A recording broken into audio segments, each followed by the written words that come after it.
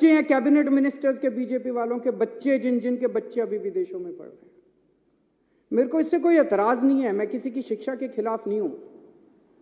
BJP वाले, कांग्रेस वाले, आम आदमी पार्टी वाले, जिसको भगवान ने अच्छा दिया जिंदगी में, वो अपने बच्चों को भेजे, जरूर भेजे। अच्छी से अच्छी शिक्षा सबके बच्चों को मिलनी चाहिए। मैं इसके विरोध में नहीं हूं कि इन्होंने क्यों भेजा, मैं इसके विरोध में हूं कि अगर तुम अपने बच्चों को अच्छी शिक्षा देना चाहते हो तो गरीबों के बच्चों की अच्छी शिक्षा के खिलाफ क्यों हो तुम लोग। अगर हम अपने बच्चों को, गरीबों के बच्चों को अच्छी शिक्षा देना चाहते हैं, अपने बच्चों को अच्छी शिक्षा देना चाहते हैं, तो तुम रोकने वाले कौन होते हो। ये एक फ्यूडल माइंडसेट है, ये कई सौ साल पुरानी जो हमारे देश में फ्यूडल माइंडसेट है ना, कि गरीबों को अच्छी शिक्षा, इस जात के लोगों को, उस जात के लोगों को अच्छी शिक्षा नहीं मिलनी चाहिए, गरीबों को अच्छी शिक्षा नहीं शिक्षा जो है इन ठेकेदारों की बपौती रहनी चाहिए। इसको तोड़ना है हम लोगों को। और ये एलजी साहब उसी माइंडसेट से आते हैं कि एलजी साहब के बच्चों को तो मिलनी चाहिए अच्छी शिक्षा, गरीबों के बच्चों को अच्छी शिक्षा नहीं मिलनी चाहिए। इस माइंडसेट को तोड़ना है अपने को, पूरे देश को तोड़ना है। आजादी मिल गई, लेकिन ये माइंडसेट अभी भी है कि गरीबों के, इस जात के, उस जात के बच्चों को अच्छी शिक्षा नहीं लेने देंगे। ये विदेश कैसे जा सकते हैं, पढ़ो।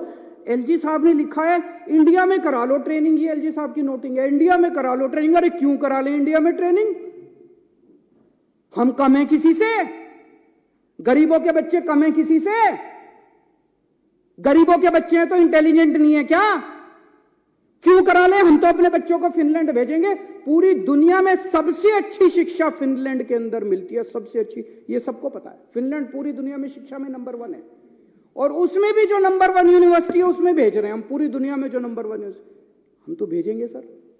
दिल्ली के लोगों का पैसा है, टैक्स का पैसा है, दिल्ली के लोगों का टैक्स के पैसे से, दिल्ली के टैक्स के पैसे से भेज रहे हैं। लोगों का पैसा, लोगों के बच्चे, अपने पैसे से लोग अपने बच्चों को ट्रेनिंग के लिए भेजते हैं। ये वो क्या कहते हैं, पराए घर में अब्दुल्ला दीवाना। ये एलजी कौन हो गया है? बेगानी शादी में अब्दुल्ला दीवाना। ये एलजी कहां से आ गया? कौन है एलजी? कहां से आ गया एलजी? किस बात का एलजी? कौन एलजी?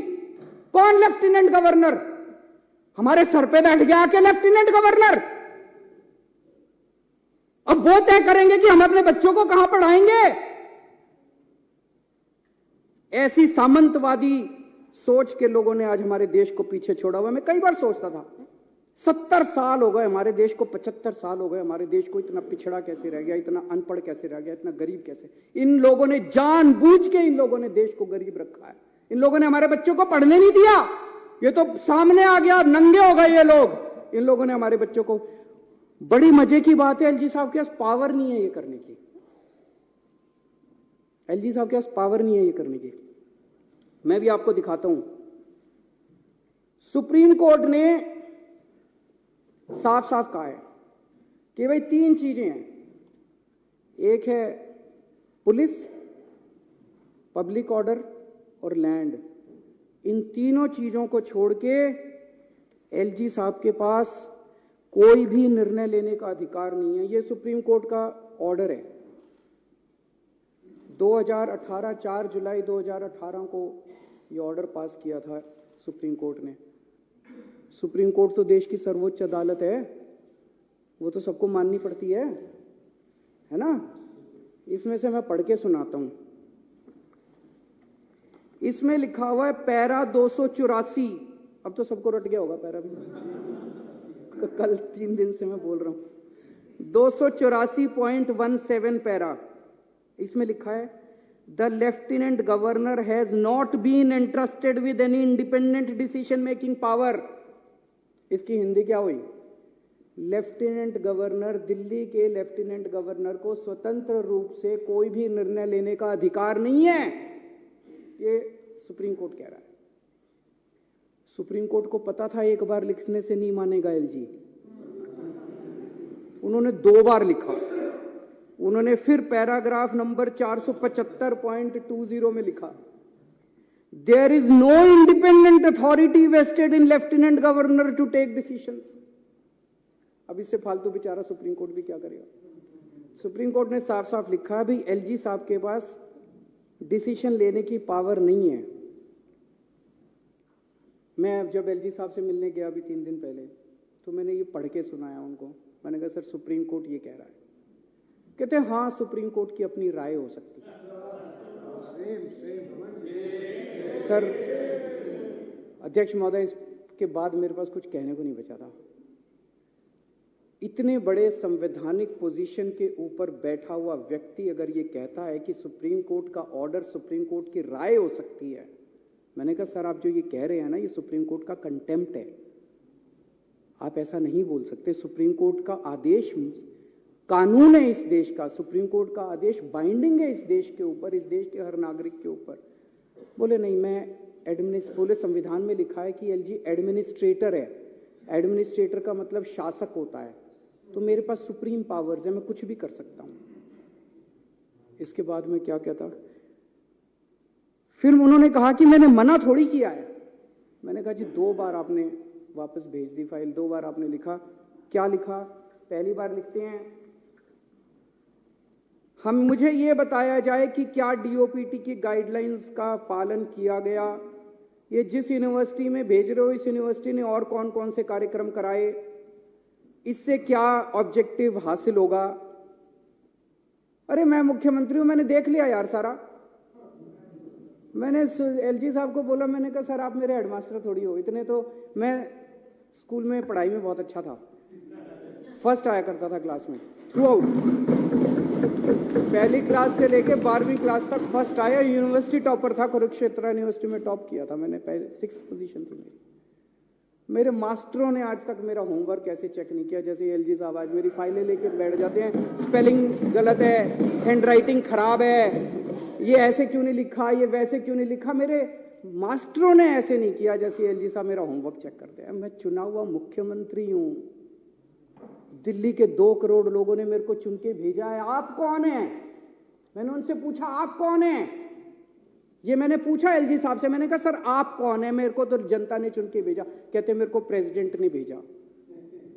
मैंने कहा वैसे ही जैसे अंग्रेज वाइसरॉय भेजते थे वैसे ही आपको प्रेसिडेंट ने पहले। बोले आपकी सरकार अच्छी नहीं चल रही, आपने ये नहीं किया, आपने वो नहीं किया, आपकी सरकार में ये। मैंने सर वो वाइसरॉय जो होते थे ना, वो कहते थे you bloody Indians, you don't know how to govern. मैंने कहा एलजी साहब आज आप भी वही भाषा इस्तेमाल कर रहे हो, you bloody Delhi wallahs, you don't know how to govern. मैंने कहा सर दिल्ली छोड़ दो हमारे हालात पे, हम अपनी दिल्ली चला लेंगे।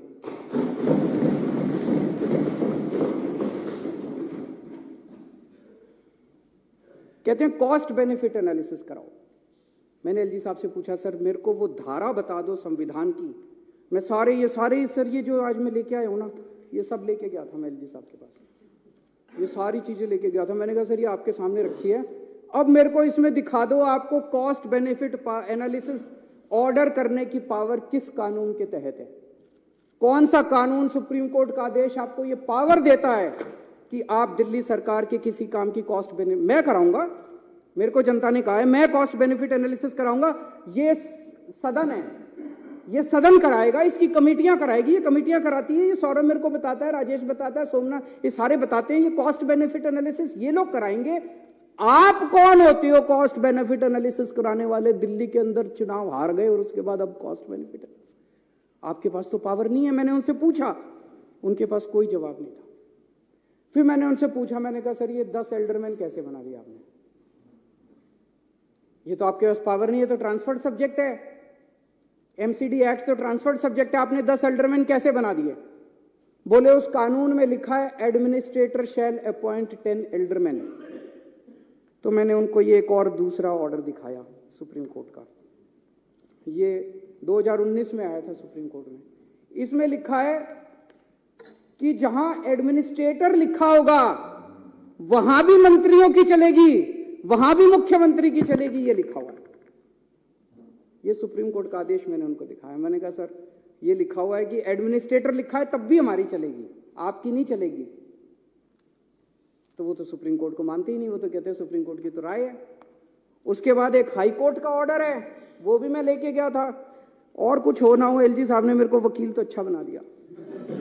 ये 1998 का जजमेंट है ओपी पावा, इसमें साफ साफ लिखा है, मोटर व्हीकल्स एक्ट में डेफिनेशन है lieutenant governor, government of Delhi means lieutenant governor. इसमें लिखा है सारी पावर दिल्ली सरकार की होगी, सारी पावर मुख्यमंत्री की होगी। तो अगर एडमिनिस्ट्रेटर भी लिखा है, लेफ्टिनेंट गवर्नर भी लिखा है, तब भी सारी पावर दिल्ली सरकार की है, एलजी साहब की पावर नहीं है। ये सारा मैंने उनको बताया, पर वो तो माने ही नहीं। वो तो बोले कि मैं एडमिनिस्ट्रेटर हूं। फिर मैंने कहा सर आप आजकल रोज चीफ सेक्रेटरी को ऑर्डर दे देते हो, मतलब रोज सवेरे उठते हैं, अपना लेटर हेड मंगाते हैं, लेटर हेड में लिखते हैं चीफ सेक्रेटरी इसको यहाँ का चेयरमैन बना दो, और चीफ सेक्रेटरी को भेज देते, चीफ सेक्रेटरी लागू करा देता है। हम मुंह बाके देखते हैं, हम तो क्या हो गया, ये टीवी में चल रहा है, अखबार में आ गया, इसको लिख देते हैं, ये इसको एल्डरमैन बना दो, इसको यहाँ का ये बना दो, इसको। ये चल क्या रहा है? मैंने एलजी साहब से पूछा, मैंने कि चीफ सेक्रेटरी को सीधे ऑर्डर कैसे देते हो? मुख्यमंत्री मंत्री इनके थ्रू फाइलें क्यों नहीं जाती? सीधे चीफ सेक्रेटरी को ऑर्डर दे देते हो आप किसी भी सब्जेक्ट के ऊपर। बोले मैं शासक हूं, मैं एडमिनिस्ट्रेटर हूं, मैं कोई भी ऑर्डर दे सकता हूं, किसी को भी ऑर्डर दे सकता हूं। ना तो वो संविधान मानने को तैयार हैं और ना वो सुप्रीम कोर्ट के ऑर्डर मानने को तैयार है। मैंने उनसे पूछा, मैंने कहा सर ये योगा क्यों बंद करा दिया? मोहल्ला क्लिनिक के अंदर चुनाव के एमसीडी चुनाव के नतीजे 7 तारीख को आए थे, उसके 2 महीने पहले से सारे डॉक्टरों की तनख्वाह बंद करा दी, सारे मोहल्ला क्लिनिक के रेंट बंद करा दिए, सारे मोहल्ला क्लिनिक की बिजली बंद करा दी, बिजली के बिल पेमेंट बंद करा दी, सारे टेस्ट बंद करा दिए। मैंने कहा सर ये क्यों करा दिया? दिल्ली जल बोर्ड की 3 महीने से सारी पेमेंट बंद। बड़ी मजे की बात है कि 7 तारीख को नतीजे है, 8 तारीख को मोहल्ला क्लिनिक की सारी पेमेंट हो गई। तो नीयत खराब थी। जल बोर्ड की सारी पेमेंट्स बंद करा दी। हमारे जो वाटर ट्रीटमेंट प्लांट बन रहे थे उनकी कंस्ट्रक्शन रुक गई, जो सीवेज ट्रीटमेंट प्लांट बन रहे थे उनकी कंस्ट्रक्शन रुक गई। डीटीसी के अंदर महिलाओं की सुरक्षा के लिए जो बस मार्शल हमने लगा रखे हैं उनकी तनख्वाह 3 महीने से बंद करा दी।